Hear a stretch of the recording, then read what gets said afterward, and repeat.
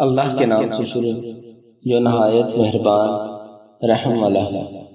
اور بے حد درود و سلام ہمارے پیارے نبی حضرت محمد صلی اللہ علیہ وآلہ وسلم پر، ان کی آل پاک پر اور تمام اصحاب پر۔ حضور نبی کریم صلی اللہ علیہ وآلہ وسلم کا ارشاد مبارک ہے، جس شخص میں قربانی کرنے کی وسعت یعنی طاقت ہو پھر بھی وہ قربانی نہ کرے تو وہ ہماری عیدگاہ کے قریب نہ آئے۔ اس حدیث شریف کے مطابق جو لوگ قربانی کی استطاعت یعنی طاقت رکھنے کے باوجود اپنی واجب قربانی ادا نہیں کرتے، ان کے لیے لمحہ فکر یہ ہے کہ قربانی نہ کرنے سے اتنے بڑے ثواب سے محروم ہو گئے، مزید یہ کہ وہ گناہگار اور جہنم کے حقدار بھی ہیں۔